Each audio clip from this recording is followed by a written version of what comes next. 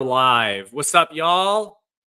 My name is Amir Zen. I'm here today with Omar Hashimi, and we are going to be discussing a topic I wish was talked about more, and I hope to see talked about more in the coming years in America, which is crafting change, a guide to entering and shaping US politics. And me and Omar are here to discuss that. Omar is currently running for Oceanside City City Council. Council. How you doing, Omar? Great to have you here. I'm doing great, man. Thank you. Excited about the race. Officially in. I know the last time we talked, it was kind of like on the wire 50-50, but I am in. We made the official announcement over Veterans Day weekend, and we're rocking.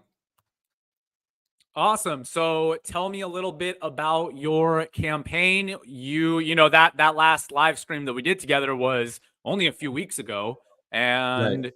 you've made a lot of progress since then. Let us know a little Right. about what's going on with your campaign and Yeah, what it's been like in local politics so far. sure. So one thing about campaigns in the U.S. and at least in California, I can't speak on other states, is you gotta wait for a certain time, for a certain period, and then once that period comes through, it's takeoff from there. So, for example, I'm running for the November 2024 elections. They take place on November 5th. We're a little less than a year out, but it's already like I'm hitting the ground running, and I got to meet this person, and I got to meet that person, and I got to know this person, and I got to reach out to that one, because this one's important for this reason, and this one needs you need their endorsement. So it's been nonstop for the last couple weeks, and it's interesting. You really don't know how like the political process works until you run for something. Yeah. And then once you run for something, only then you find out. I don't want to be negative, but how dirty the game is.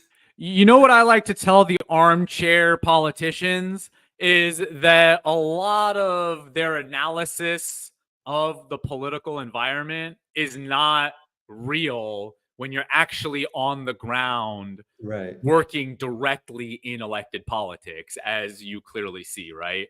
right. So yeah, it's from the get go. As soon as you publicly announce, right? Like the way you run for a local office. So I'm running for city council. Is the first thing you do, you got to file a letter of intent with the city. Yeah, so let's sorry for interrupting. I want Yeah. to get to that and we'll go through the structure of, what you should do for what elections, and I wanted to start Okay. with city council as well.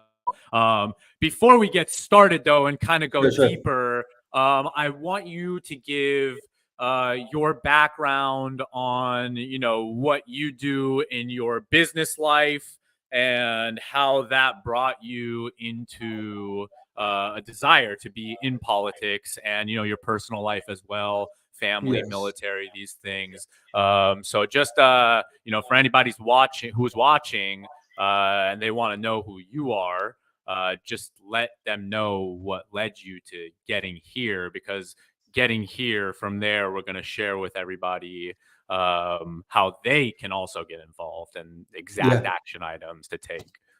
Yeah, absolutely. So, I was a poli sci undergrad. I believe you were too, right? Were you a poli sci?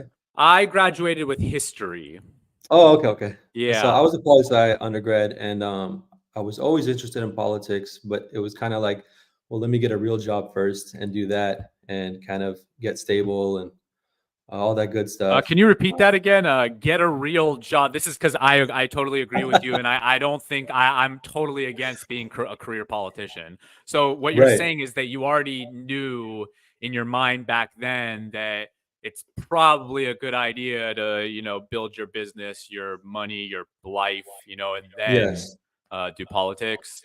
Yeah, from a young age, in college, I didn't respect career politicians. I didn't like them. I just thought, they were in it for one thing themselves, because they brought nothing else to the table. They didn't have experience in anything else. They were just good at running for something and getting elected.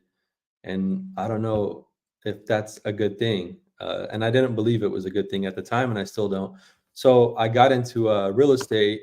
I got my license back in 2006, got into real estate and sales, been in the field since then. Also joined the U.S. Army Reserves. I'm a officer in the reserves. And, because I've always wanted to serve. So I went about it that route. And now I'm established in my field. I'm good with the Army, and I want to give back in another way. And I feel like we don't have enough qualified people in office doing the job. And that's why the country's kind of where it's at right now.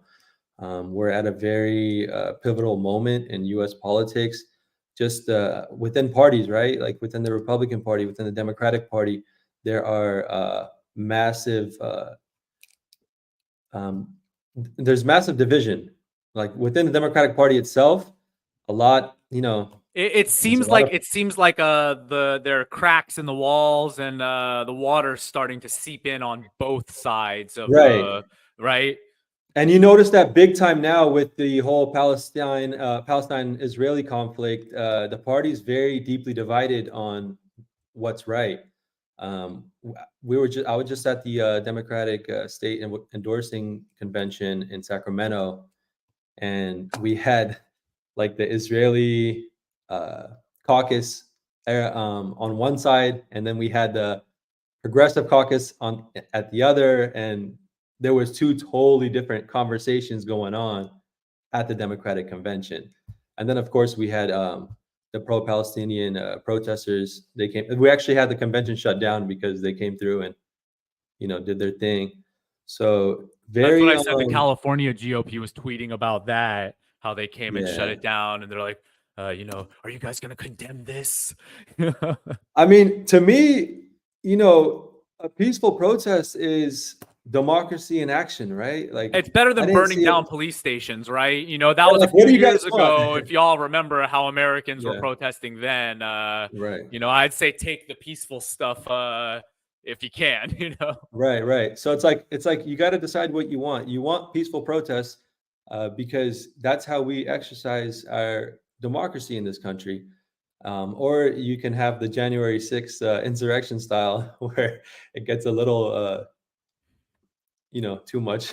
I was talking about BLM. I wasn't talking about the tour that was led by U.S. police for protesters who they let in. If you saw those videos that just came out very recently, I think this week, videos came out where somebody's shaking the police officer's hand as they're escorting them into the Capitol. But to the point of there are clearly levels to protests, and if people don't get their voices heard by peacefully protesting and just screaming at the top of their lungs, then the next steps on it's if you make peaceful revolution impossible, violent revolution becomes inevitable. So what do you think about that?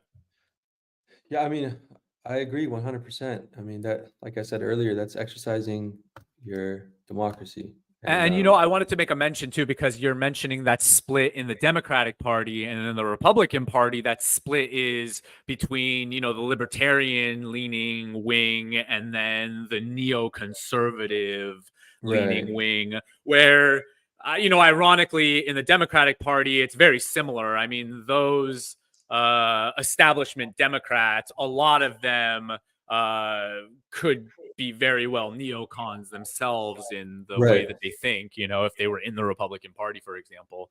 And it's funny because, like at the end of the day, at the convention, everyone was a Democrat.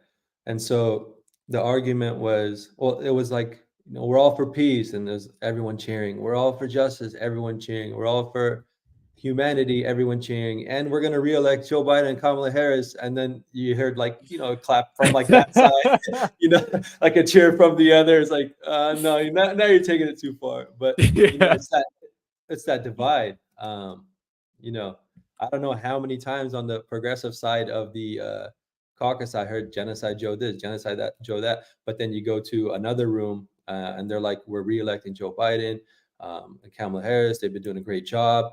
So it's like super divided right now, and a very interesting time for the party. And we'll see how it goes in November.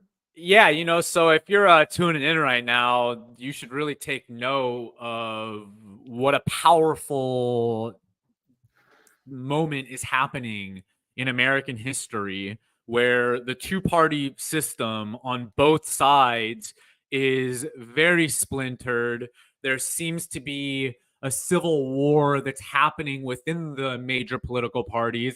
The civil wars happen in the minor political parties. If you go look in the Libertarian Party, you'll see that they do the same, you know, same civil wars. But it's showing that there's going to most likely be a shakeup in the future of what political parties look like in America and what the base levels of the ideas that make up specific political parties. You know, for example, what is right now it's very uniparty on many ideas. So the way I'm thinking about it is that if we're going to have a uniparty, and I want to get your views on this as well, is, you know, why do we even have political parties in the first place in America if what it sounds like to me is that horseshoe theory is playing itself out? And if you don't know what horseshoe theory is, it's essentially where this is the political spectrum that looks like a horseshoe. At the very ends, the sides start coming together in mindset, you know. And if you look at, for example, the American the progressives are the far left, you know, and the libertarians are the far right, even though this is all very debatable, but that's, you know, how they're viewed in the mainstream. If those sides are both agreeing on, for example, not funding Israel, and then the middle of the horseshoe is all saying that they should fund Israel. But the problem is that that's just one topic. So then you go to the next topic, and then that horseshoe theory gets all split up, and then you go to the next topic, and then that whole theory. So, you know, what do you think about, because this is something I just want to, you know, theorize a little of, what would America look like? Would it actually be a more efficient America if we got rid of these legal structures for political parties? So when I say get rid of political parties, I mean there are legal structures that build these parties that are legally through the United States government. So kind of, in other words, you kind of want an absolute direct democracy from, or no, you're not. The absolute. So you're just asking for parties. The opposite, absolute opposite of like representative republic. A fully representative republic, or moving towards that direction, because an absolute democracy would move towards the more opposite direction. I think that as far as voting goes as well, we as Americans. I'm sorry, did you say a fully representative democracy? Republic. We have to distinguish those differences in the Republican system and the democratic system, because America, I got you, in its founding, built up both. And then that's why, you know, one of the original political parties were the Republican Democrats, or the Democratic Republicans, or something like that. That was one of the first. And then that kind of split. But the debate in American history, since before the Constitution was even written, essentially was that debate between, should we have a more republic style state, or should it be a more democratic style state? And both of those, in a philosophical academic sense, they fall under similar structures, but then they deviate in that, you know, when we talk about direct democracy, where one person equals one vote, every individual has an equal vote, for example, that's another topic that I think as Americans we need to have more of a discussion on. I'm not saying that I know the answer on it. I'm saying as Americans we should be theorizing and discussing these conversations. Like, for example, should one equal one? You know, should one vote equal that's something that we should discuss as Americans, because that was not always how America was. America was not founded like that. That's actually pretty modern, where one is a full equal of one. And you could see that actually moves more towards a democratic style over Republicans or Republic style system. Right. So what do you think about all that? Yeah, I mean, I think Barfed out a lot there, Yeah. Well, going back to your point about the party system, I don't like the two-party in power system. So I don't know if political parties, they're super powerful. So right now, if you want to run for, an office, with respect to independents, because they're starting to run and win in some level of office. It's the same thing with like the Libertarian Party. They're winning some city council offices here and there, but if you're playing to win in American politics, it's a two-party monopoly. So yeah, you can break out if you're outside of the monopoly, but the probability is much higher if you play within how the system has been legally structured instead of trying to play outside of it, right? Exactly. And it's because they're very powerful. They have a lot of money behind each of these two dominant parties, the Republican Party and the Democratic Party. And you kind of got to pay to play with these guys. So you pick one or the other. Of course, there's the fundamental differences, but overall, there's not many differences. There really aren't that many. That's, this is an important thing to talk about as well, is that the differences in political parties are more individual differences. Like this person doesn't like this person over real drastic philosophical differences. In my time in politics, I was constantly trying to hit on that, but most people, from my experience of being in politics, aren't there to find common ground. They're there to fight so they can win.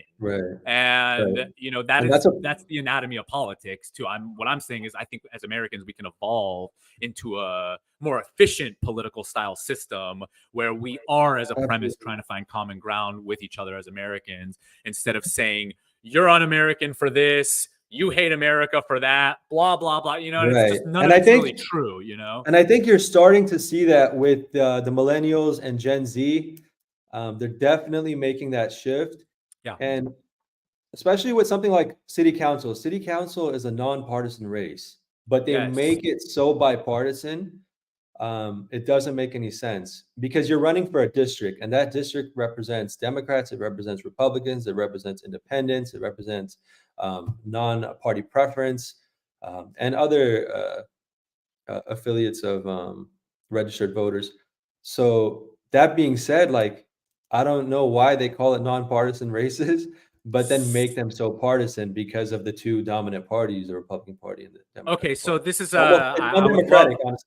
I would love to expand on what you just brought up, because city council races in America, generally speaking, I can't say every single one, but in California, generally, they are nonpartisan races.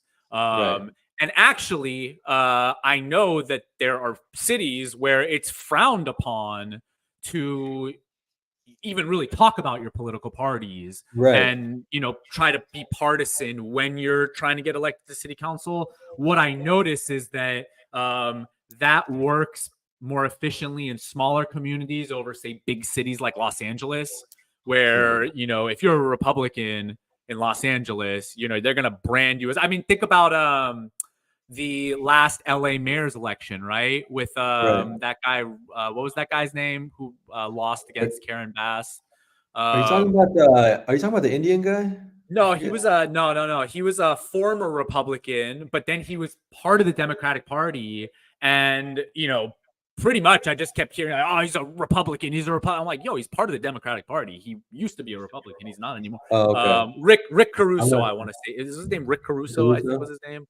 Yeah, I think he might have been involved. I think wasn't he involved in some San Diego politics too? So I know that the problem is that even as a Democrat, he still was branded as a, no, he's not removed. Like, so that was very interesting. That showed me that, Karen Bass, for example, she was technically the shoo-in candidate to be the next mayor, and that's essentially what happened. The Democratic Party chose her and she won. My point is, at these more local, smaller city levels, there is an immense amount of power that these city councilors still hold, even if the population of your city is 1 or 2,000, 3,000, 50,000, 100,000. It doesn't have to be in the millions to have real direct influence, and people need to realize that more. But the point is that the nonpartisanship of the city council races, I say, is a good base level, at least, where you're like, yo, when you go to the polls and you're voting for city council, it doesn't say D or R next to their name, right? Right. Yeah, it doesn't say that. Nonpartisan. It doesn't say anything. It just says your name and then like your 3-letter title. Yeah, or 3-word title. Yeah. Yeah, it's something. Yeah. So ultimately, to the point you're bringing up, though, politicians have figured out still, and this is what I argue back to myself of, if we get rid of political parties, there's going to be a workaround around it anyway. There's always, you do one legal thing and then there's always going to be a workaround. Every legal thing you do. That's why I believe so much in decentralization and deregulating and removing laws instead of going and creating new laws to help with bad laws that are still in place. Why don't you just remove the bad law completely? And that's deregulate. It's a bad word, but when you just think about it as like, instead of building on a bad system, why don't you just reprogram the base layer of what made that bad and then go from there? But that means you have to pull things back. So I've been thinking about it in that sense. I was going to add, in politics, things get outdated fast. And sometimes it takes longer to get outdated. It takes 15, 20 years, 30 years, 40, 50 years. But once they get outdated, we really got to make the process we need to streamline the process of replacing those outdated measures or laws or whatever with new and improved ones. And that's like kind of like zoning, right? Like we have all these zoning laws, but now we're 4 to 5 million homes short in California. So it's like, let's streamline the process. Let's make it easier. Let's get rid of. Can you tell me a little bit about that? I don't know about the zoning law problems in California. So I mean, we're millions of houses short right now, and I'll give you specific examples. So sorry, are you saying that the zoning laws that are currently in existence are not there for the modern population? No, and so what I'm trying to figure out is within these cities, because cities try to reserve a lot of land for future projects or whatever. And so, for example, the city of Carlsbad, over 50% of their land is reserved. Oceanside, a lot of their land is reserved. And what do you mean by reserved? Like they don't want people to build on it. They don't want to. It's just land, like raw land. Yeah, so if you want to go buy land there and then buy a house there, the zoning legally says you're not allowed to do that. Right? Like it's restricted. It's restricted. Yeah, restricted. And so that helps keep values up, which is a good thing. But then the problem is, like here in Oceanside, there's not enough housing, so especially in District 4 and District 3. And so we're seeing homelessness. It's on the rise. For example, in Oceanside alone, in the last 3 years, homelessness has gone up 34%. And that's huge. At least verified homelessness. I'm sure the number's a lot bigger. But we could verify 34% higher than it was 3 years ago. And that's scary. And what comes with that is more crime because people can't afford things. So what do you do when you can't afford something and you have nothing to lose? You're going to start stealing stuff. And gonna break when they know the laws in California are set up in a way where you can where pretty you much can get away it. with Right. So a lot of what the issues that we face in California, specifically in North County, San Diego, and then even more specifically in Oceanside, is a shortage in housing. It ties to everything because the shortage of housing means you're going to get fewer people moving to the area. You're going to get your small businesses are going to get fewer people to be able to work there, and you're going to be able to, and you're not going to be able to have as many customers because not as many people live in the city. So it's like it's an effect. It affects the entire system, the entire ecosystem of a city. And so, but the problem is here in Oceanside, a lot of people don't want you to build because they think, they're not well informed on what the issues are. And so they think if you build more, it's going to bring more people here and they're going to get kicked out because it's going to get too expensive for them. Because someone that bought a house, say 5, 6, 10 years ago, paid 3, 4, 500,000 for it. Now people that are buying in 2023 are paying over $1 million for that same house. And so it's gentrifying these areas and it's scaring the people that have been here for a long time, thinking like, oh, we're not going to be able to afford to live here anymore. But in fact, that's not how it works. We have to build more housing because it's very simple. It's supply and demand. The more supply you have, the more the demand drops, and then more people will move in. Things will get cheaper. That's just how it works. And you reduce homelessness. And the way you do that is by looking to build housing across all income levels. You got to build at the higher income levels. You got to build middle income. You got to build at lower income, and then at very low income to help get people off the streets. But we don't have enough of that going on, and so that's why I'm running. Because of my background in real estate, I understand the industry. I understand development. I understand affordability and what the obstacles are, DTI, LTV, all this stuff that matters when someone's trying to buy a home. And so we need to kind of get government subsidies or statewide subsidies. All this money we spend everywhere else. If we refocus that money into our local communities, we can really allow society to benefit from that and grow. Hey, important note as well for the this is good for Democrats to know is that people on the right, philosophically, we don't want to fund certain programs like healthcare and education, but as far as compromise goes, if Right. you want to stop giving our money to foreigners outside of America and not even the poor people. And, there's this Right. Ron Paul quote, foreign aid is giving the money of poor people in a hold on, let me, Ron Paul.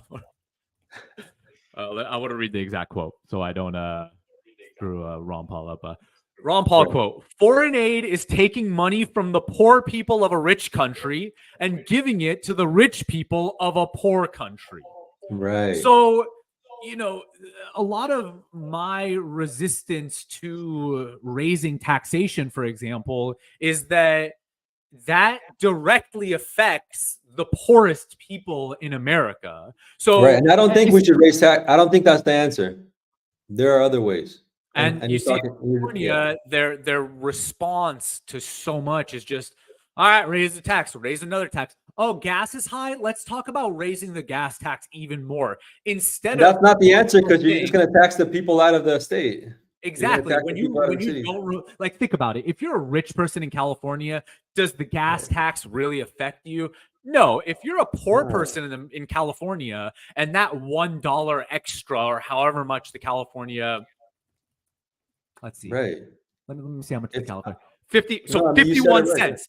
51 cents a gallon extra. So that means every time a poor person has to fill up their tank, they're paying dollars extra in a tax to the state of California. Those extra dollars would literally be an extra meal for that day. And then 100%. the state of California could easily just say, hey, we're going to slash this tax and you get to keep more of your money. But instead of doing that, they say, let's just go find ways to get more tax money. So, Right. you know, the point you brought up earlier, it's like, you know, the way I like to look at this is it's a computer program. If this is just a system like a computer program, if you're building a code and the code has flaws all the way up, you need to go back to the base level of that code and then rebuild the code and update and evolve the code, not just keep building bullshit on top of the bad code. So the way I look at the government systems is just it's a program, and Right. they don't want to go back to the base level code and start updating and evolving from there. And instead they're just going from the very top and just try, and they're like, oh man, why is everybody still homeless? Why are there so many poor people here? It's like, hey, I'll tell you, my biggest problem in California are taxes. It's just the high taxes. It's insane because you're paying them at so many different levels as well. 51 cents a gallon, you're paying Right. extra. And again, that's, And you know, nobody's you know even how much money you're actually losing just when you right. leave the house, when you just go out of the house in California, you know? It goes back to your argument earlier. A rich person, I don't think they even look at the, you know, that little thing on at the gas. They don't care if it's $200 to fill up your gas tank or I don't care. 50. It doesn't matter. But like you said, that 51 cents matters to someone that's making maybe $50,000 a year, has two kids, and maybe a single parent. You know, California or UCSF just released a study on the of people experiencing homelessness in California, because as you know, we have over 170,000 homeless people in the state of California alone. It's the largest homeless population in the entire U.S. So they just released a study, and a lot of people, you know, homelessness they associate it with drug addicts or Mhm. people that have psychological issues or um, what whatever. But you know, that's not the case. The number one cause of homelessness is affordability. That's Yep. why, and I volunteer at this homeless shelter in Oceanside. I try to go at least once a week. Sometimes I Nice. do more, but Nice. you know, it's just my way of giving back to my community. But anyway, you know, when you see these homeless people, you don't picture there's homeless families that live at these shelters. Just yesterday, actually, there was a little girl, and she came up to the because I help out at the lunch counter. She came to get lunch, and she said, "Hey, today's my birthday. I just turned 5," and she was all happy. She's wearing this little like princess sash, and I thought, man, like it just makes you so depressed because here's this 5-year-old girl celebrating her birthday at a homeless shelter, and of course she doesn't know she's homeless, right? Like she's too young to realize that. But it was a very unfortunate situation, and it's because of things like that. And her parent, the reason they're homeless is because the mother couldn't afford the rent because it went up so much. Um, And that's and really important to hit on. You brought up such right, a great point there that, you know, when you're on social media and you're seeing the videos of California's homeless problem, you're right, seeing these, you know, Skid Row in LA, San right. Francisco with a bunch of drug addicts on the street. But You're seeing what the there media are, wants to show you. You're yeah, that's seeing what exactly. the powers that be want you to see. Yeah, if they show you the 5-year-old girl who's saying it's my birthday, you might Right. be, you know, a little more You empathetic might want to towards build the. some houses, Yeah, right? yeah. So, and it really is like that. And that's not the only family that's there. There's so many families.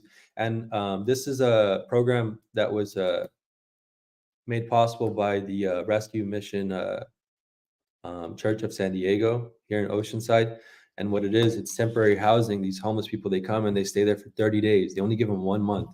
And they're expected to get back on their feet, find a job, all that within 1 month. And if they can't, you know, they're back on the streets. So That's a big okay. So when you're watching you know, these videos on social media where they interview homeless people, I watch those very often so I can get a understanding. That's something I hear often. They say, why aren't you in housing? Oh, I was, but I got kicked out. For one right. reason or another, I was, but now I'm not. I would be, but they're not letting me for some reason. So it's just the thing in California too is that there are so many different welfare programs in California, right? Yeah. So, you'd think that with all these welfare programs, with all this money that can be given to these people, And those surely it would help Right. them, but it doesn't help them because at the end of the day, you can give somebody $3,000 a month, and when they have to spend so much of that on just taxes, when 3,000 rent travel alone, yeah. what were you saying?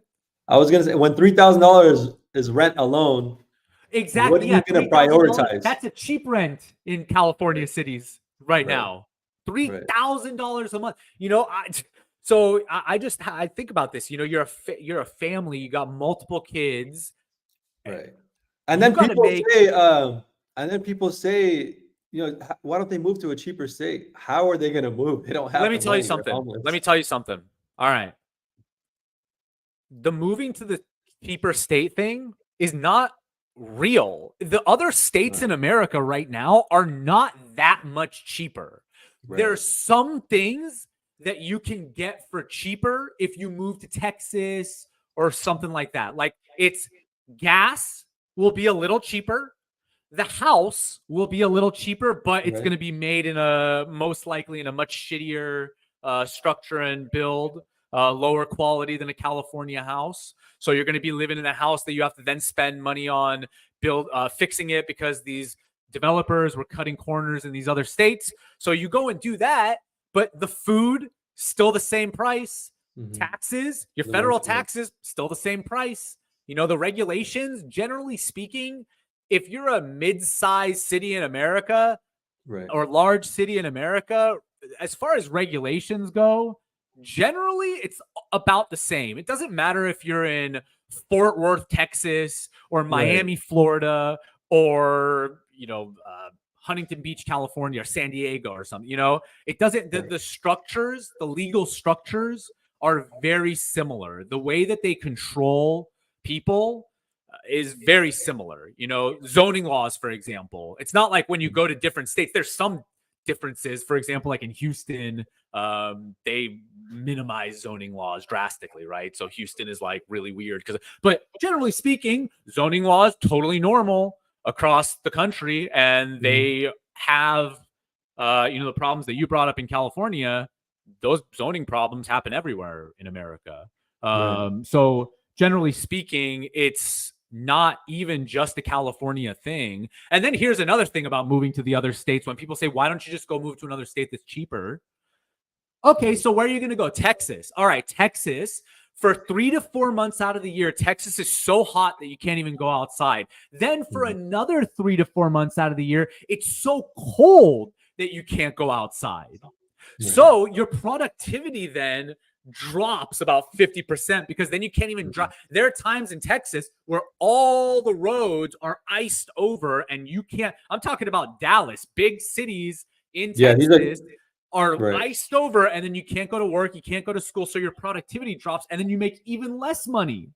Yeah, these are great points you're bringing up. So yeah, to the whole thing you're bringing up about why don't you just go to I have been analyzing this, experiencing this for years now, and I used to be of the same mindset as well. Like, hey, why don't you just go to these states? Look how much cheaper the house is there. The house that's $2 million in the Bay Area, look, it's like $700,000 there. So, even the cheaper houses. Go to Texas. Okay, the house is $350,000. Are you going to get a loan? If you're poor, it's very hard to get the privileges of banking, right? So yeah, go to the other state. Even if you're not poor, it's hard to get the privileges of banking. Even if you are. I'm a business owner and this shit's hard for me, right? So, and then here's another thing that people also don't mention. Right. Do you know how much it costs to move? Like if you've just moved from one apartment to the other in a city and done the cost of like moving and the time and this and that, think about what that cost is if you're going from, say, California to Florida or Texas. That is super expensive. So if you're already in economic hardship, how are you going to find $100,000 to get you and your family, get all the stuff, go to the new place, get all of this set up and structured? And these are all the costs that people don't even think about when they say, oh, California is so expensive. Your life will just be easier, so much easier in these other places. Here's another thing, Omar. I've thought about this so much. When they say those things, where are you going to move? A small town in Texas? Then you have no access to anything. Or you can move to Dallas or Fort Worth in Texas, or a big city, and then the Whole Foods is 30 minutes away. Sprouts is 30 minutes away. So there are certain privileges that the California system has just built in that's so far ahead of the other states that are on paper cheaper. But when you actually put all the pieces together, it's really not that much cheaper. Inflation in America is inflation in America. The Federal Reserve doesn't just work differently because you're living in Texas or Florida over California, right? So yeah, And the sorry, other- I have to go off on that whole just, oh, if you're poor, why don't you just go live a cheaper life? Where are you gonna go? So same thing with these kids in Gaza. Like they're like, yeah, just go. Where am I gonna go? Even if a lot of these people did want to go somewhere in Gaza, they don't have any money to. Traveling costs money. See, privileged people don't think about that too much. But when you don't have money, even what privileged people think about? What? Because it's a privilege to think about it. They think about climate change and the environment, which are very important. Go off, bro. Go off. But they're one issue. There are these one issue people, and that's all they care about when there's a million things going on in the world. But it's a privilege to think about climate change. It's a privilege to think about environmental impacts and effects. So, yeah, it's when you're privileged, you don't have to think about when I drive to and from work one time, and that's $15 or $20 of gas. $15 or $20 for privileged people, $20 is like a meal. But when you're poor, $20 can get your family food. You can go to a grocery outlet with $20 and get a few pounds of meat, multiple different foods. You can feed a family for one day if you really wanted to with just $20. What you spend on a smoothie or your coffees when you do have money, this could take a family a whole days of food. So that gas, when that gas is $7 a gallon, that means that gallon of gas now is more than 1 pound of ground beef. So you're poor. What are you going to do? And then boom, a car problem happens, So a lot of these issues, my whole overarching point of saying all this is like, more welfare is not going to help this problem. It's not. And I really think the private sector can solve these problems. But you need people in office that knows how to incentivize these privatized companies. So when they come and they want to build a 400 unit complex on a prime lot in Oceanside beachfront, you say, okay, well, a part of that revenue has to go to building affordable housing for the rest of the community, or you give some of those units, and I'm not talking this 5-10%, but maybe 20% of those units to lower income individuals. And if you do enough of that, you're going to start seeing a big shift with problems like homelessness within our communities. Yeah, that's those are really good points. Yeah. And these are my whole thing is that just philosophically, it's just to pull things back. If something's not working, pull it back. Something's not, pull it back. And if we just use that as kind of the base level thought process, I do think that things will be getting a little better. I want to actually I want to add on to what you just said too, because another point of when you are well versed in specific industries that actually build governments and cities, like housing, oftentimes companies will come in and overcharge governments as well, for one reason or another. A lot of the times because friends are doing corrupt things and just stacking their cash because they know that money's there and they know they can. But other times that politician could just not know shit about that topic. Look at cannabis laws, for example. It's a bunch of politicians who literally know nothing about cannabis science at all, and then they're regulating cannabis. So you see and then what happens as a result of that in California, then you have these cannabis consultants that come in, and then the next thing you know, it's like this city councilor gets charged for this backroom deal kind of thing that happens. Right. So, when you have politicians, for example, if that city councilor was well versed in cannabinoid sciences, knew what the endocannabinoid system, the master regulatory system of the body was, then it would be much easier to know how to regulate and work with that industry. So, for example, with you, no, I 100% agree. Yeah, because it relates to me. And so I know it exactly directly relates to you, and that's the zoning thing, the housing thing. It's a major there are topic people in government rarely has good solutions too, right? Right. There are people running for my exact same seat that have zero experience with housing. They have zero experience in real estate, but they want the seat. And to me, it's like, how are you benefiting the city knowing that the number one problem is housing and you have absolute zero experience with it? They're gonna run right over you. You're not gonna benefit us by being elected.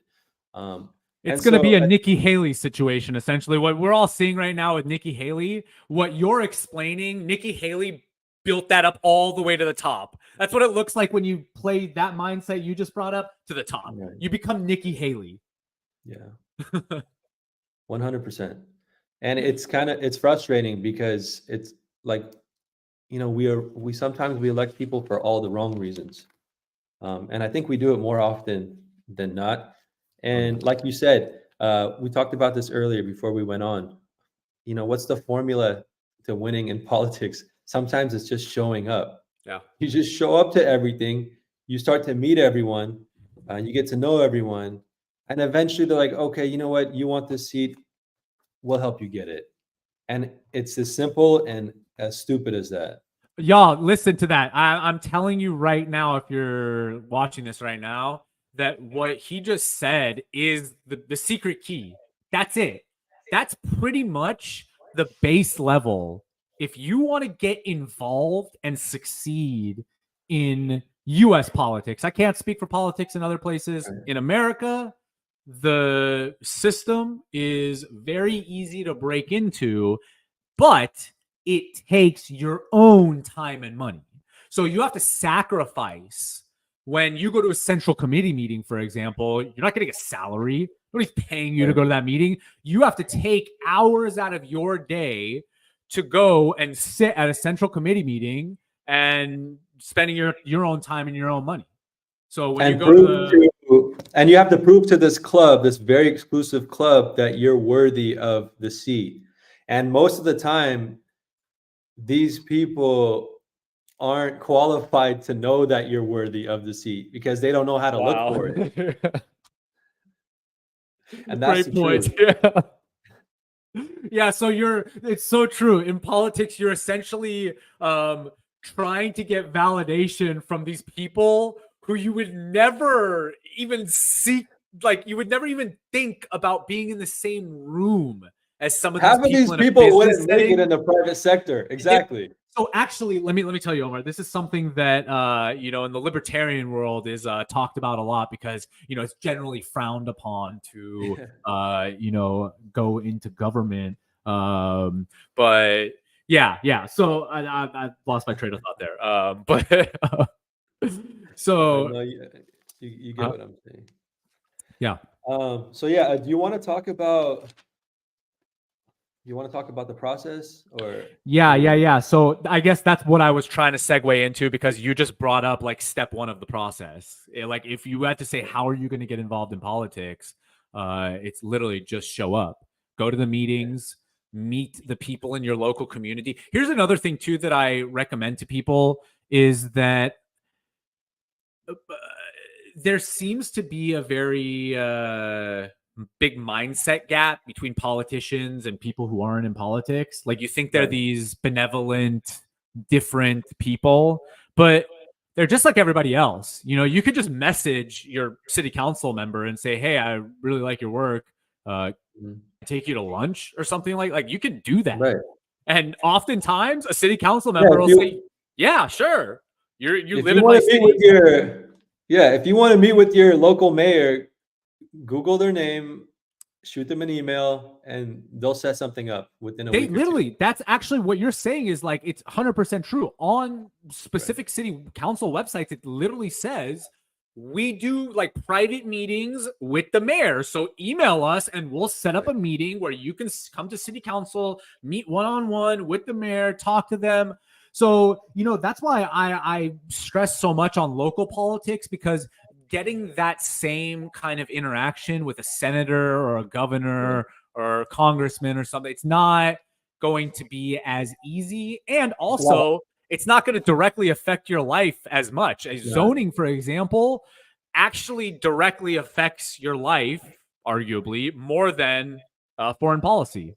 Local politics are very important. Intertwined, but yeah, that local politics is something that, for example, what's happening in Gaza right now with the genocide.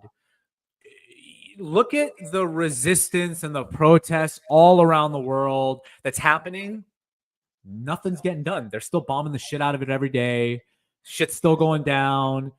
But if you want to help change homelessness, when you literally go outside of your house and you see homeless people sleeping there, you brought up that shelter and that 5-year-old girl, Omar, and I just got thoughts of like a girl in Gaza who's homeless and is living in a shelter, and it's like, yo, Americans, do you understand that you can actually directly, because a lot of Americans are like, God, I want to help those people over there so bad, but there's nothing I can do here. And it's like, yo, there are literally people in your city that you live in that you can go and help with the same things that you are desiring to go help with these other people. Absolutely. So, and that brings up, that reminds me, in San Diego alone, there's 70,000 Afghans that live here, Afghan Americans.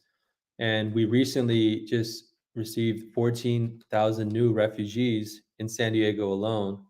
So wait, 14,000 just Afghan refugees? Just Afghan refugees. Jesus Christ, how many people are coming? Yeah, so we have over 80,000 here. Wow. We have over 80,000 Afghan Americans here in San Diego now. And do you know how many Afghan Americans we have in public office in the entire United States? No. Elected officials. From what I know, we have one. Wow. And that's in Northern California. Damn. And so these people, when you run for office, like, you got to understand, like, how many people represent your voice in office? How many people speak for you and are related to you and know your issues? Like, you gotta look that stuff up. And what's funny, bro? It's funny. The far right talks about the great replacement theory, about like how white people are being replaced in America and Europe by like foreigners, and like it's like, hey, there are a lot of Afghans here now that are here because of American foreign policy. Why did those Afghans leave Afghanistan? Because Joe Biden's Afghanistan policy resulted in the Taliban just literally walking right back in and taking over, right? So this is actually something that's very important to mention as well, is for people who are against this mass influx of refugees and immigration that's coming into America, is that a lot of these people would have no desire to come to America if their home was still safe, a good, safe place to live. But it wasn't anymore. So they got up and had to leave. Oh, look, that's like me. Like, I was born and raised here. Why was I born and raised here? Oh, because the CIA decided to go coup Iran and then back a dictator. Oh, man. And then life wasn't as good in Iran. So as a result, people started leaving for a better life. So if you want people to stay in their countries, don't bomb it and don't instill dictators. Crazy, I know. Wild concept. And then to bring it back, like you said earlier, if you want to make a difference in the world, if you want to make a difference because there's things going on in Gaza that you have no control over, you got start locally. I guarantee, in every city, in every ghetto in the United States or wherever you're at, there's some refugee there from some country, from some world war-torn country that can use your help. And so if you run for local office, if you run for the school board, run for something simple.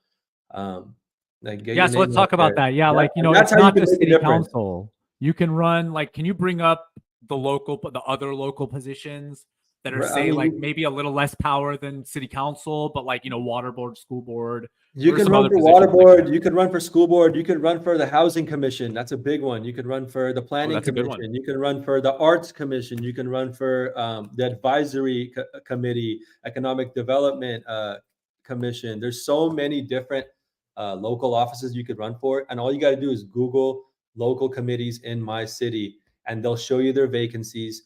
And a lot of times, you're more qualified than 50%, maybe 75% of the people that are applying for these positions. Why? Because those people are bored, they're at home, and they have nothing better to do. So they apply for these vacancies and they get them.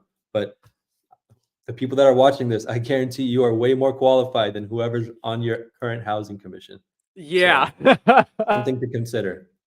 So every time, if you own a house, every time you pay that 8,000, 10,000, 15,000 annual tax, like think about those things because they're important. And a lot of these committees, they advise on these budgets and things like that. So it's very important and it's tied to you 100%. Bringing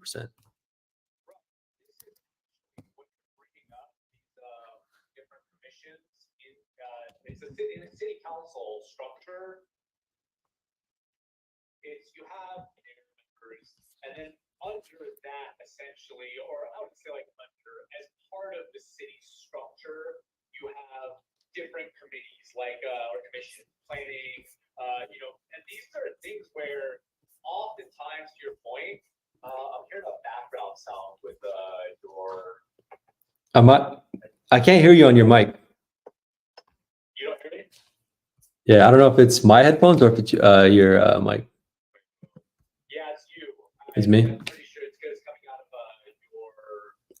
I might have been on here too long. So go to. I'm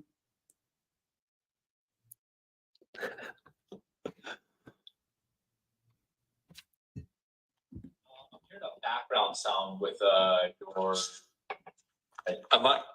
I can't hear you on your mic. You don't hear me? I can hear you on the live, but not on the. Yeah, it's you. I'm pretty sure it's because coming. Oh.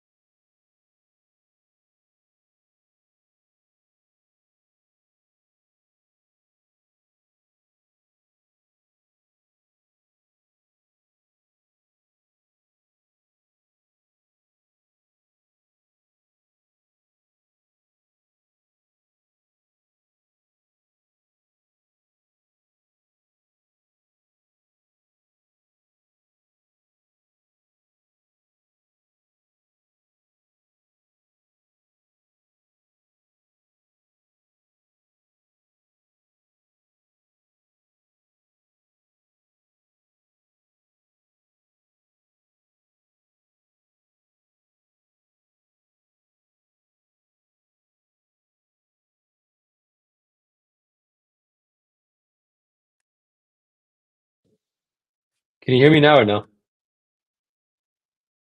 I can't hear you. That's the problem.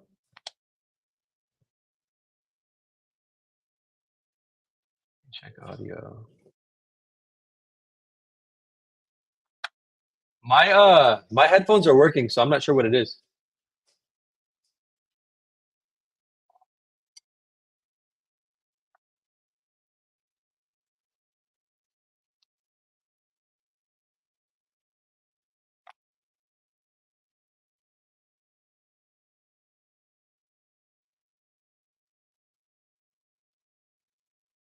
Because I'm testing it here on the audio settings in StreamYard and it's working. So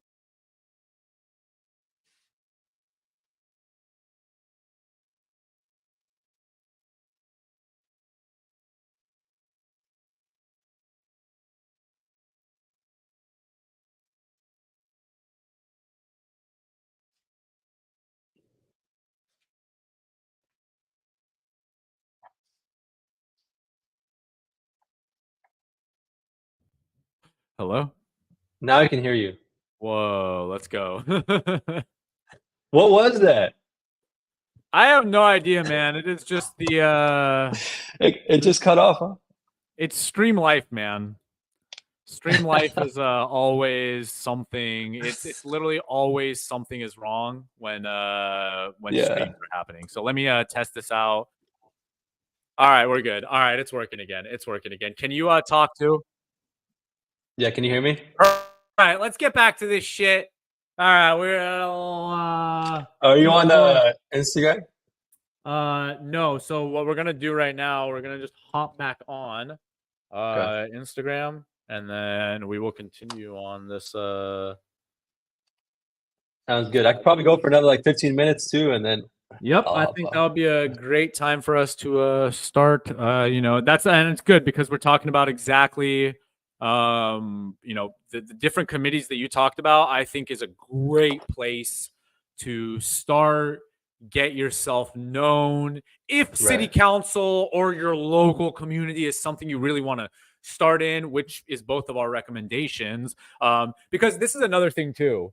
When you're a political outsider, and then you come in and the first thing you do is run for president, Mhm. it's not an efficient use of your time. The probability of winning is going to be much lower than if you had already spent years prior building up your name and reputation within the political apparatus in the United States. Now, people might argue back and be like, well, Donald Trump was an outsider. No, he wasn't, because Donald Trump was heavily involved in the political world, giving lots of money across the political spectrum for many years. So he was very involved. He just wasn't Right. in elected politics himself, but he Right. was still directly involved in elected politics with his money.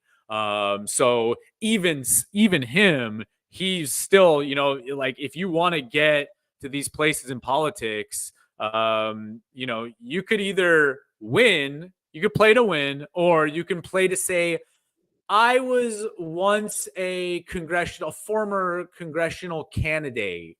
It's like, all right, so you lost, you know, and then that's what you get to say. And then, like, it's funny because I see this in bios sometimes, like on Twitter and stuff. They'll say, former congressional candidate or former something candidate. It's like, so you're just saying that you lost in your bio? Like, I would not put that in my bio as like the first, you know, like all. So essentially, what you're saying is that you went to the government office, you filed some paperwork, and then you lost, Right. and then like, you know, actually, like, can you talk about city council? Like, what was your process for having to do that? Because you got to go to like the registrar's office, pay some money. Like, what does this Right. all Yeah. look like? So depending on what you run for, if it's like a commission or a committee, it's different. Like you'll go online, you'll go to that committee or Yeah, those commission, are and you'll appointed. Like, if you're, so it's important to note too. Those yeah are appointed positions. They're that you not have to apply for. elected. Right. Yeah, it's not elected by the people. So, like, Right. who you elect as your city council people will be the ones who then bring in these different and things like that. So that's why it's Right. very important on who you elect as a city council member in your local area. Exactly. So for city council, for example, for local office, it's an elected position. You have to get voted in, and depending on your city, there might be a primary, or you might run just straight up in the general election. So in our case, in the city of Oceanside, there's no primary. So if you run, you will be, in our case, because the 2024 presidential election is coming up, I'll be on that ballot in the general election for people in my district in Oceanside. But the And what process district is is that? District 4. So I'm running in District 4 in the city of Oceanside. So if anyone from Another thing to Oceanside is note as listening, well is that in California's just an American government, Mhm. some city council elections are based off of certain districts and others are open. So it's not based off of districts Right. in a city. It's just everybody runs for the same city council. But Right. in Omar's case, only the people in that specific district in Oceanside will have ballots with your name on it, right? Right. And so Oceanside's the third biggest city in San Diego. So it's San Diego, then Chula Vista, then Oceanside. There's 175,000 residents, and there's 4 districts. In my district, specifically, we have a little over 45,000 residents, and a little over half of those residents are registered to vote. So it's a pretty significant race, and being it that Oceanside is the third biggest city in San Diego, it's kind of a big deal. So it's going to be an important race. So you asked me to explain the steps. So here they go. Number one, if you want to run for city council, you got to file your letter of intent with the city. So that's the 501 form. You fill out the 501 form, you submit it, and that lets the city know, and also publicly for whoever is interested, they'll know that your name is going to be on the ballot. You're going to be running for office. But that doesn't make it official. What makes it official is then you have to file the form 410, the 410 form with the Secretary of State. So when you file the 410 form, it goes to the state, and then it's public from there. It's anyone can find that information out. It's publicly available. Your name will appear on a list of people running for local office within your city.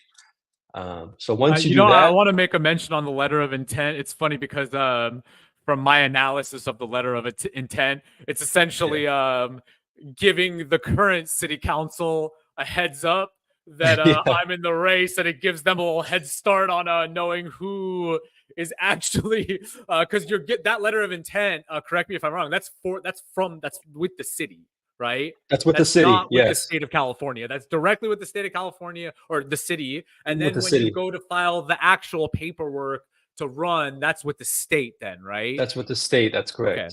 Because if you file the letter of intent, technically you still don't have to run. You can file it and change your mind. You're just letting but the like you city said, know. yeah, you're giving them a warning, like, hey, I might take one of your seats. So yeah, so that's what that form is. And then once you file your letter of intent, you file the 410. Depending on how you want to go about your race, I recommend hiring a treasurer. You should hire a consulting team, depending on how serious you are, and you should If you hire want a to win, campaign manager. it's like a startup. It's like starting a Right. startup, right? It really is. Yeah, and you got like 12 months or less to start a startup. So once you do that, there's three things that are pretty much the formula to winning a race. You need fundraising, you need endorsements, and of course you need a vote. So those 3 things are critical to you winning or losing a race.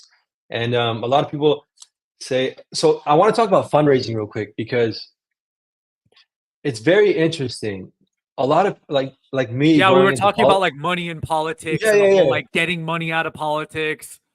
So me going into politics, I don't like, they tell you got to go fundraise. You got to ask people for money. What? Like I got to ask people for money? I don't ask people for money.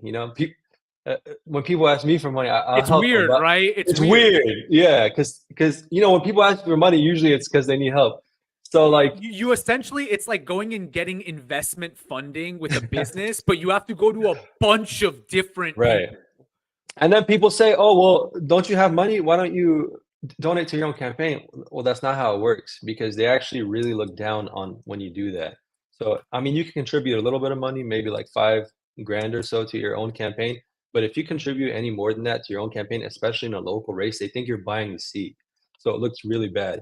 So yeah, it's like, oh, you're just some rich guy coming in and you can just throw all your money at it and then just that's not the point of you running. And so you want the people to believe, hey, people believe in me. Perception is a lot in politics, right? So the way you're perceived with your local community is going to influence a lot of your outcomes in politics.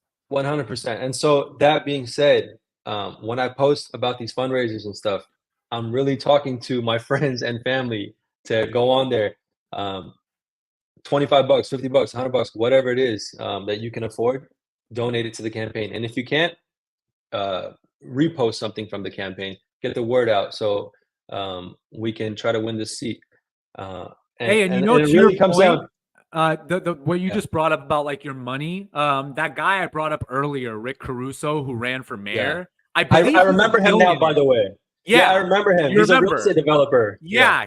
Yeah. So he was like, the guy is like rich as fuck. So Yeah. that was something that was used against him. So what you just said, there is a real life example of how real that is. And the people of Right. LA were just like, oh, it's just another rich man, you know? So as a Yeah. result, it really hurt his perception in Los Angeles.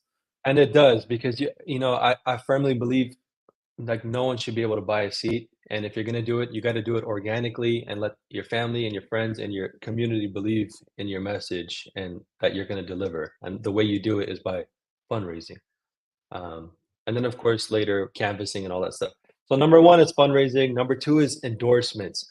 So whenever you run in a race, whether it's local or national or whoever, there's always clubs that you have to go to that have members that can endorse you. And then those endorsements eventually go to a um, more bigger club or like in our example, it goes to the San Diego. For me, it goes to the San Diego Dems, and then they might endorse you, depending on how many of the small clubs endorse you. And then sometimes you might not want that big endorsement. Like in my case, I want to appeal to Democrats and Republicans because in my district, there's not 100% Democrats. It's more of like a 50-50, give or take Oh, one or is 2%. Oceanside up more of a purple city? It is. It's more of a That's purple cool. city. And so and both parties live in my district, so I wanna be a representative of everyone in my district, so I don't wanna come off as this, like, super left, like, Democrat or whatever, because that's not what it's about. Um, I served in, obviously, the Army, and majority of people in the military, tend to be more conservative, and so I wanna appeal to my conservative friends, as well. So I really don't, it's a double, there's a silver lining with these endorsements, and you really got to be careful with who you want to endorse you, and if you really want to get because whoever endorses you, you're going to align with that, and sometimes you might not want to align with those people, so just keep that in mind. And then what is the next? So after that, Give me 1 second. I'll be um, right back. So just continue. yeah, go ahead. I got your message. So the step after endorsements is you need the vote, and the way you're going to get the vote is you gotta set up your campaign team, and that involves canvassing, lit dropping, mailers, and just community reach out events, which all of this stuff takes a lot of money to do. And so that's why we emphasize on fundraising. And it's very important to fundraise because um, specifically for my seat, there's 3 people running for this seat. And at the end of the day, it's whoever out fundraises can outwork the other team and outmail the other team and out event the other team. And so it's very crucial that we get support from our community, my friends, my family, everyone watching. I need you to support this campaign because it's a serious campaign, and we need community support. And without the community, without our friends, without our family, we're not going to win this seat. And going back to what we were talking about earlier, a lack of underrepresentation, lack of, hey, I can't help out Gaza, I can't help out Afghanistan, I can't help out these countries, I'm powerless. Well, you can at a local level, and if I speak for if I can speak on behalf of Afghan Americans, I can be that voice for Afghan Americans in office. Like I said, there's only one other Afghan American in office in the United States in an elected position, and that one is not enough. So I want to be a second voice. I want to be the first African American voice in Southern California, and take it from there. Awesome. I love that. To take a quick dog break. Yeah, and Arzo commented endorsements and fundraising go hand in hand. Fundraising equals viability. Endorsing orgs who bank candidates endorsing organizations who back candidates. Look at who else has invested in them. Communities included. 100%, absolutely true. And I believe Arzo worked on some campaigns in Washington D.C., so she knows what she's talking about. Awesome. Yeah, this is a very true. I see this is something that the Democratic Party does very, very well, that the Republican Party seems pretty mentally stunted on. This is basic political theory to win. And Yeah, what someone asked I a question. Let me see. I got something about. Let me So see. yeah, that's something I see is that a lot of people who come into politics are not playing to win. And I see that happen heavily in the Republican Party in California. And again, it's, former congressional candidate kind of thing. And these are the steps that you need to take. It's like a game, you got to pass these levels if you want to get to these certain places in government. So the beautiful thing about America's system, unlike arguably most, if not all other government systems, is that American politics is something that is accessible to everybody. And in most other countries, you have to be kind of born in the elite to even become a local politician. You're absolutely right. And that's the beauty of America is it's an open door. And that's why they go so hard against you when you try to open that door. It's because, they know if you have enough momentum, if you have enough money, if you have enough backing, you can win. And someone else loses that seat, but you gain it, and we can do great things once we're in those positions. And and to your point, it's the reason that this advice is the more efficient route to take is because when you take the alternative route of let's just wing it, see what happens, then you get a Ron Paul and a Bernie Sanders where there's all this popular support. However, from the established order, that there wasn't a connection with either side. Bernie didn't get the approval from the Democratic Party to be the next president. Neither did Ron Paul and the Republican Party. As a result, there was a lot of corruption that happened from the establishment of both the Republican and the Democratic Party against both of those people. So, the point is that if they followed a specific structure, would they have had a more efficient time in getting elected? The answer to that question is actually what ends up happening to Rand Paul. Because if Rand Paul ever does get elected as the president of the United States, then it'll show that, because Rand Paul, arguably, he's playing the game in the Republican Party. He really played it differently from the very beginning, from how his dad played it.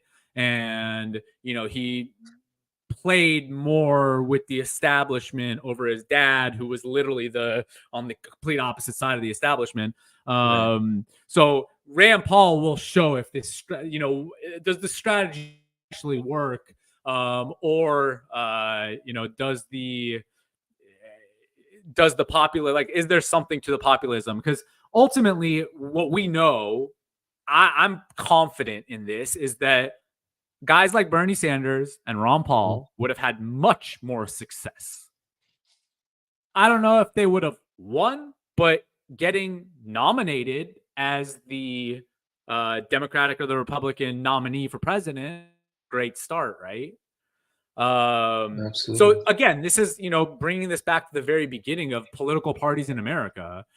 The American popular support goes towards one specific direction, and then political parties, the monopolies, essentially bring that back, and they say, "Hey, you all are getting a little too free here. You all are having a little too much to think." Is essentially what they're saying. And to what you brought up earlier, it's millennials and Gen Z.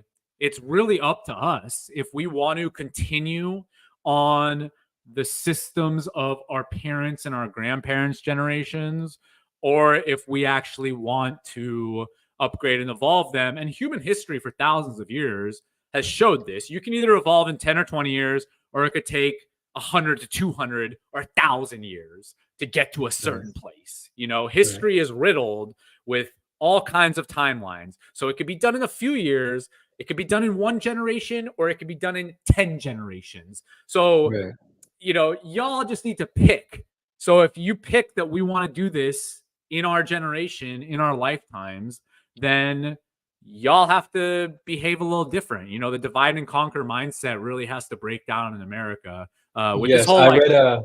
go I ahead. was gonna say I read a quote the other day that resonated with me, and it said that um, one person. It says something like one person can't uh, change anything, and then it said 7 billion people, right? So Damn.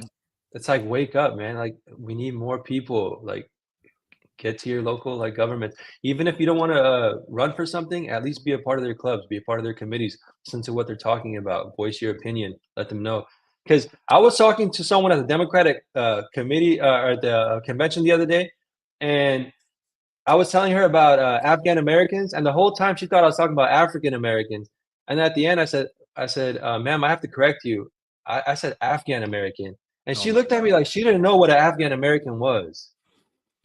And so, like, we got to step it up The people because in politics, these are the people that are in the United States government, y'all.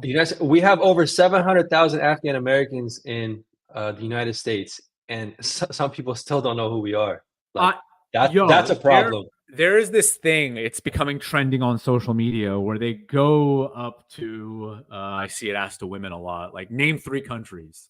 And they can't name 3 countries outside of America. They'll say like Dubai. Yeah. And they like, so Sad. ultimately, education is power. And the dumber that they try to make you is the more that you should desire to go gain intelligence, because that knowledge being power is what does evolve and upgrade systems.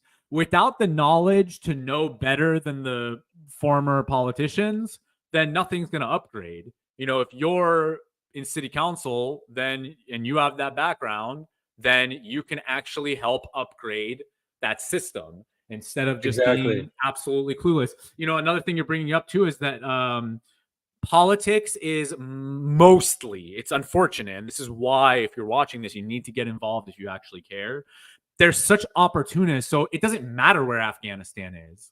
Again, Nikki Haley, the Republican presidential candidate, she is the hallmark of this. She doesn't need to know anything. She's self-serving, became a millionaire through her time in politics. And if you asked her about the philosophy of some political topic, she wouldn't be able to tell you. And that's the problem. Look, this chick is running for president.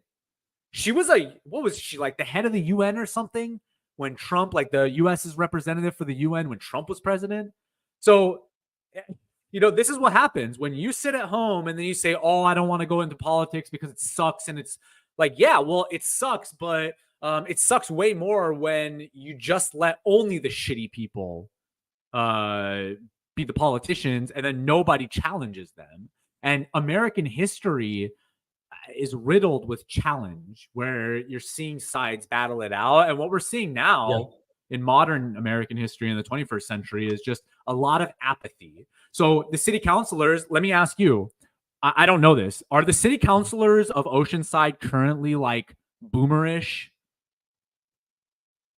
The majority, yes. We have one guy who's doing an incredible job. His name is Eric Joyce. No, I mean just like their age range. Yeah. Like are they like around boomers? Well, I was gonna say Eric Joyce, the only younger one I would say, and the rest are like around boomers.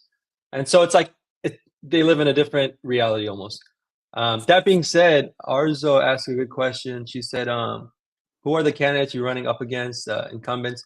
So one is an incumbent. Yes, his name is Peter Weiss.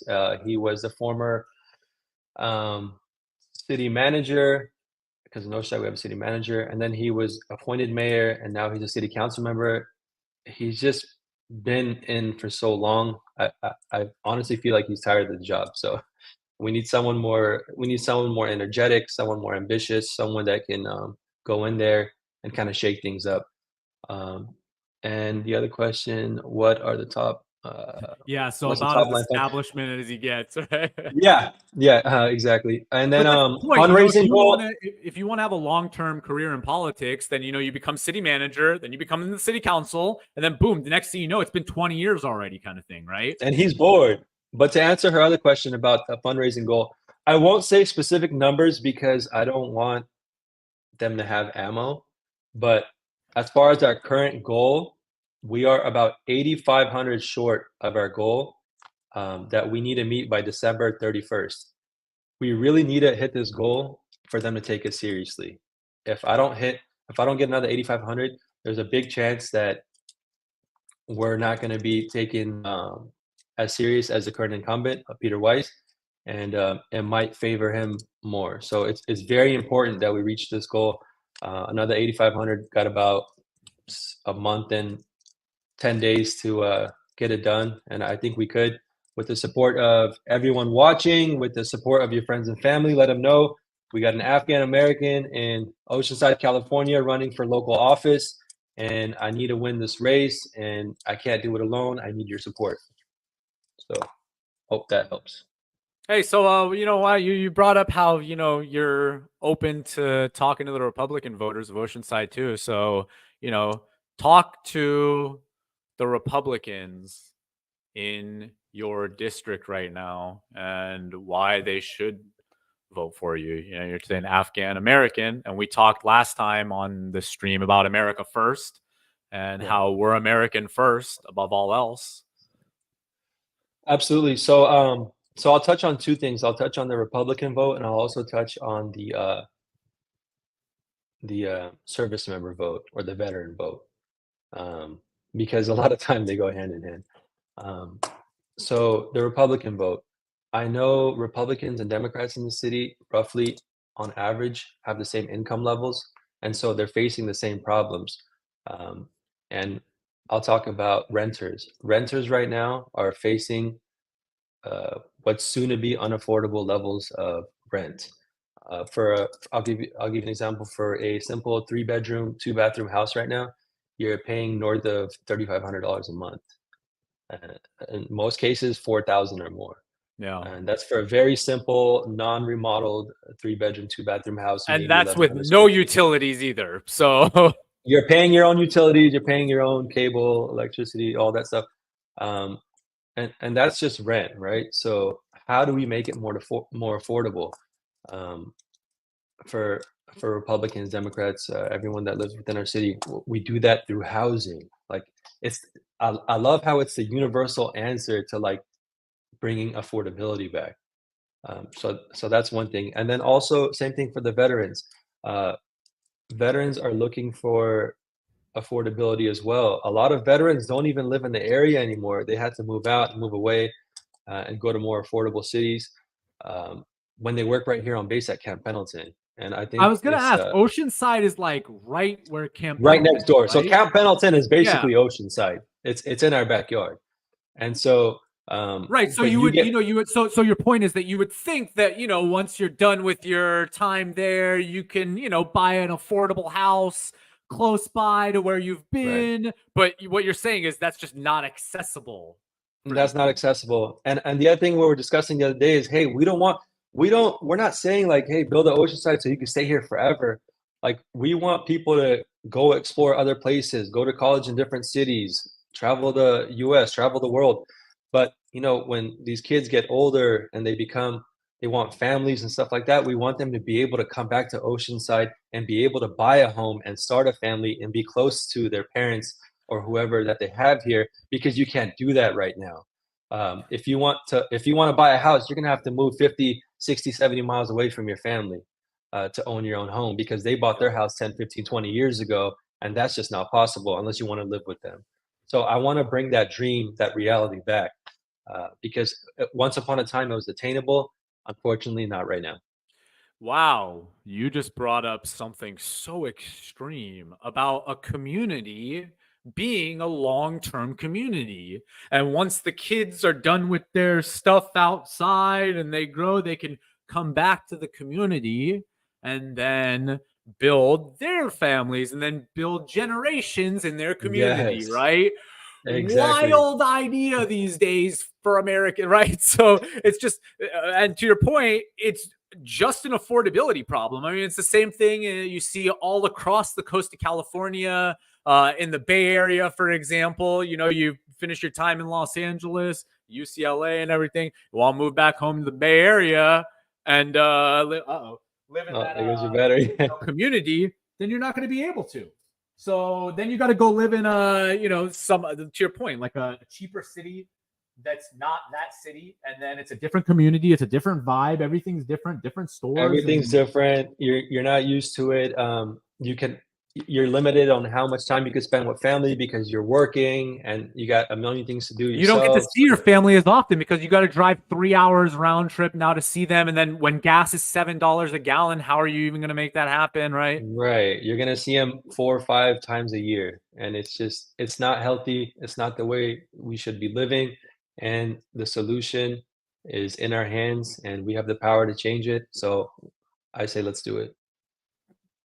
Yeah, that's awesome. I love that. I love that. And a lot of what you're hitting on when you're talking about these policy positions, really, it affects everybody. It literally doesn't matter what political party you're registered as. So that's why I keep imploring people to really use that mindset first of finding that common ground with people in your local community. And don't worry if your neighbor voted for Trump or your neighbor voted for Biden, because at the end of the day, y'all are still getting taxed the same no matter what your political party is. The regulations are all still the same. You still have to deal with the same bullshit no matter what you register on your political party. So that's why it's so important to just really, really focus on the things that can bring us together and then growing as a community. I think we're losing that in America, where, where our ancestors come from, we saw that real communal, familial structure. Yes. And in our lifetimes,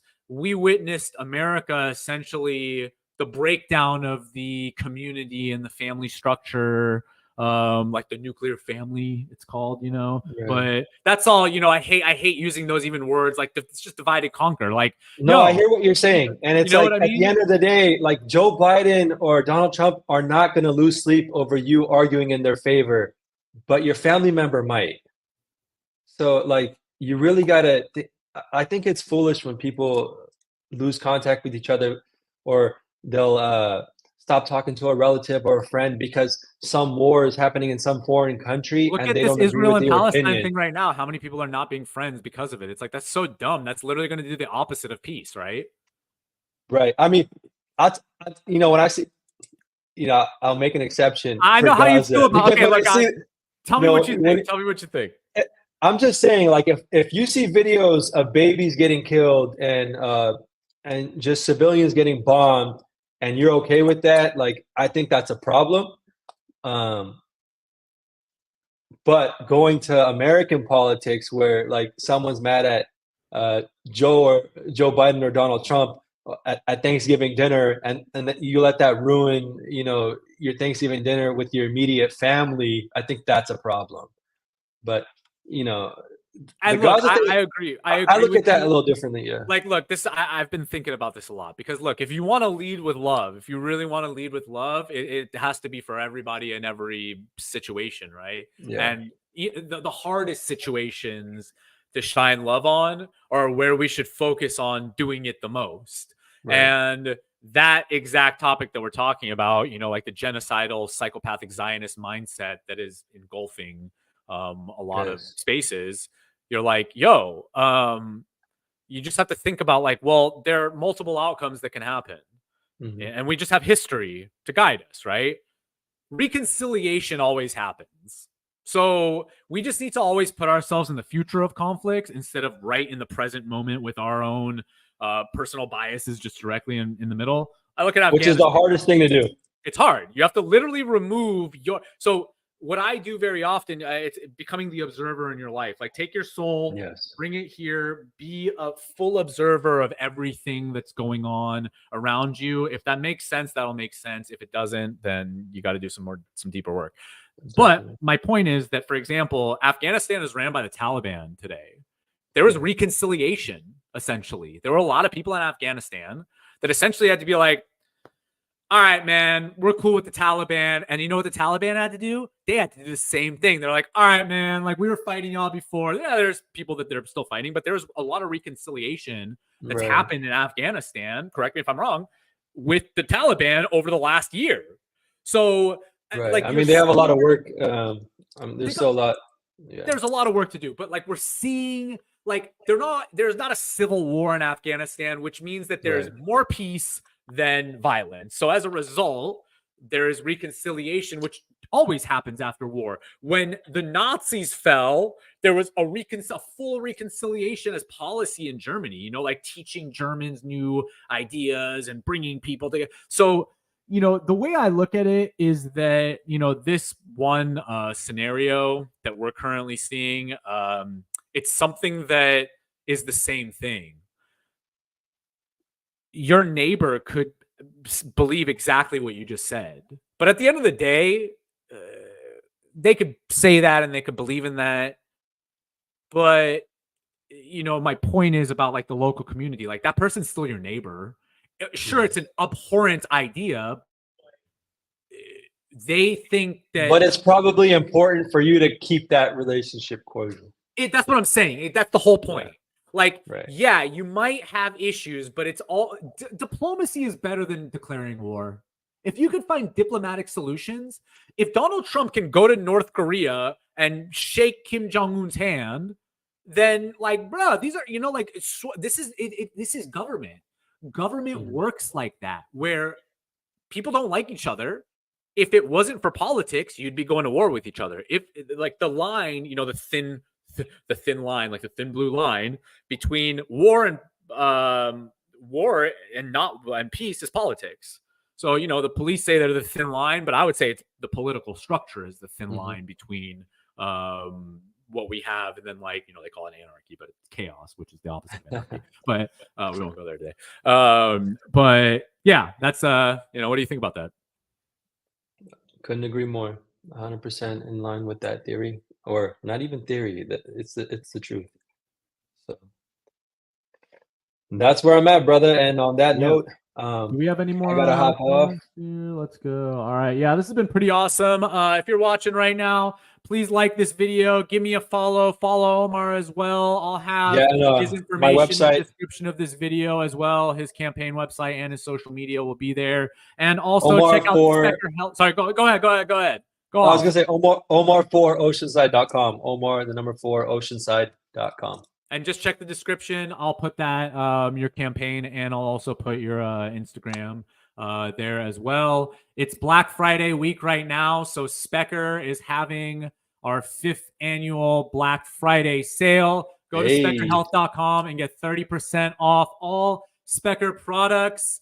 There's a limited supply of products, and they are going fast. So once they're sold out, they're going to be sold out for right now until I make more. And tell people what Specker is, because some people don't know. Oh yeah, we got so Specker is my company. I'm the founder and CEO of Specker. It's a cryptocurrency friendly health optimization company with a focus on modulating and regulating the endocannabinoid system of the human body, which is the master regulatory system of the human body. And I am also the formulation scientist of Specker. And what that means is that I'm the guy who creates the ingredients list. I don't outsource that like almost every other company does. So I'm actually the one who makes the ingredients list. So that's a, you know, special unique thing about Specker. And that's another thing too. Hey, if you're a CEO, founder of a health company, maybe you should go learn this shit yourself. So, you know, actually this is a great point, Omar, because we were bringing this up about politics. This actually, it's the same as in business, whether you're the mayor of a city or the CEO of a company. Right. If you don't know shit about what you're doing, then you're going to get swindled. Somebody's going to tell you, yo, this ingredients list is the best ingredients list. And then somebody like me looks at the ingredients list and goes like, yo, this is fucking disgusting, dude. Who the fuck told you that? Oh, but this Right. consultant told me that these were like the highest grade, blah, blah. Well, you're the CEO of a health company. Why don't you know health science so that you could have 100%. analyzed the chemistry that guy told you? So, this is an overarching theme for Yes. everything in life, to just like become the authority and the expert of all the information that you want to become proficient in, and don't half-ass things. This is why I tell people, man, we're doing this long stream. Look, we've been an hour and 40 minutes.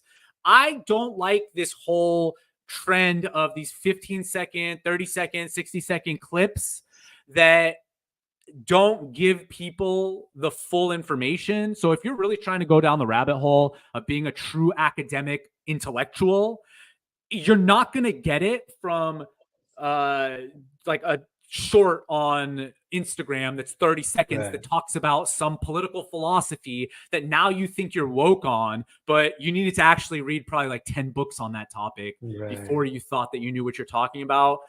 So this is why I just implore on everything that you want to do in your life to just really go all in on it, It's only whether gonna that's benefit you. politics or business, It's only going to benefit you. Omar, final thoughts. It's been real.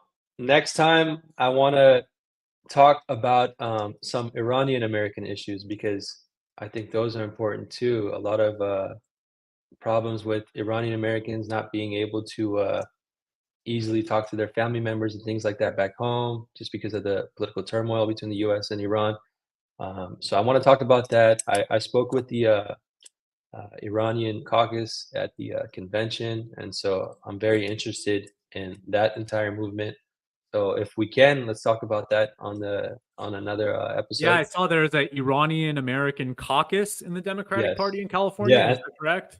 Yes, and they're Wow. very organized. I was very impressed, and they're unified, and they're like a breath of fresh air. So I was very inspired by their caucus. Awesome. Yeah, that would actually be an awesome thing that we should talk about, because we can actually correlate Afghanistan and Iran and those identities. And when we start kind of taking it back into the centuries past, we start finding a very connected identity, which is an identity that actually takes us into the founding of the United States. And people need to know more of this. And if you want to go read a book that some of the founding fathers used, Xenophon's Cyropedia. Xenophon was the author, and he wrote this book called Cyropedia about Cyrus, the first king of the Persian Empire, and how the founding fathers of the United States actually used those ideas that he promoted thousands of years ago in the founding of the Persian Empire in the U.S. Constitution. So yeah, I got a lot of another thing is Iran means land of the Aryans, people. So I think it's time for us to talk about our connected Aryan heritage and what brings us together. And if you think the word Aryan is a bad word, then we got some talking to do. So there are a lot of things that I think we need to talk about. And I want to talk about I want to talk about caucuses in general too, because the Iranian caucus actually inspired me to want to start an Afghan American caucus one day. So that's wild, man. Republican Party in like I was telling, I was like, man, the Republican Party in California. I wonder how they would react if well, I do know how they would react if I do know how they would react if one man with Iranian ancestry decides to go to the Republican Party in California. Let me tell y'all, it's not that dandy, y'all. Not very friendly. Not very friendly. Not very friendly. Let me tell you, like people in the Republican Party are extremely friendly. So even like this is the wild thing about like, as much flack as I'll give the Republican Party, I'll always be shit talk. I'll shit talk everybody equally. I'll shit talk the Democrats and the Republicans. It doesn't matter what political party I'm in. The respect that I was still given by people who like just hated my guts, like philosophically just like despised me, but still were respectful enough to shake my hand, sit down at a table and have conversations to find common ground. Was that the majority of my experience? Absolutely not. Did that happen? It definitely does happen, but it was so interesting when I was telling you, I was like, there's an Iranian American caucus in the California Democratic Party. Like that's really not something, so yeah, I just noticed there are these like very distinct differences in the American and Republican and Democrat parties that are currently happening in modern day America, and actually shows why Democrats are dominant in elections in the current era, because they directly are welcoming people. They're like, hey, you're Iranian American? Come on in. Bring on your caucus. In the Republican Party, the experience is, you're an Iranian spy? Like literally. And it's like, you don't get that in the Democratic Party. I don't think so. I don't think so. Right. No. And it's like, no, I'm not. American. I was born in America. No, you're not from here. It's like, no, I'm from America. So that was, a negative experience that I had, Right. that I hope, but this is also important. That was almost exclusively boomers. It was the younger people didn't really They're have not going to do that. even the people that just like the guys who would write hit pieces about me and stuff, even that, it would still be, so that's, the overarching point of all this. It's like, these older generations, they tried a system out. It's not a long-term system. And now it's up to our generations to evolve on those systems. Because there are a lot of good things that the boomers built. Not to say that it's all bad. Like the structures, you get elected to politics as a millennial, then you're essentially just going into the structure that they've already helped build for decades. So, there's some good in it as well. So not to completely rip on the boomer generation. Y'all have done some good things, but Yes. I guess the point is, like, you brought up this guy that you're running against. What's his name again? Peter Weiss. Peter Weiss just needs to get out of politics and realize It's that enough for him. when there's new blood, this is what I implore the older politicians to realize. And I did get to experience this in my time in politics when I got elected as chairman, because people did see, it's the younger blood. Right. And if you're an older politician, I hope that you can have the mental fortitude to recognize when there is actually somebody who is younger than you, who you could build a long-term partnership when you decide to leave politics, and essentially help influence the younger generation. Because then the alternative of that is they don't do that, and then as a result, we fight each other. We're younger. We're going to win eventually. So then we just win, and then they don't get a say in anything. So again, point is diplomacy. Find common ground, even if you're the elected politician. And this is the hardest thing, because when you get elected, it's the ring. It's the ring in Lord of the Rings. Like, that power is addicting. So if you've had it for decades, it's really hard to just voluntarily be like, all right, I'm done. So then we have like Dianne Feinstein. That's why we got to take it from them. Like, they'll never give it up, or they'll take it to the grave with them, like you said in Dianne Feinstein's case. But you gotta, if they're not going to give it, you got to take it. And on that note, because I got to get off. On that note, we got to, before we go another hour into this, I'm going to say, watching right now. Go ahead.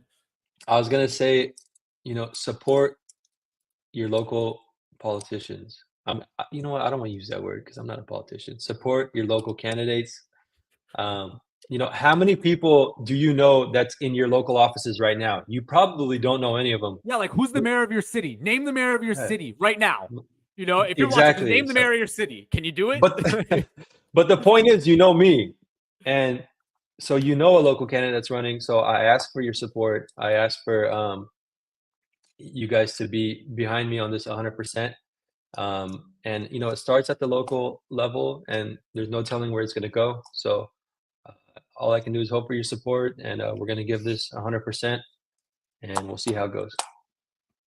On that note, I'm out.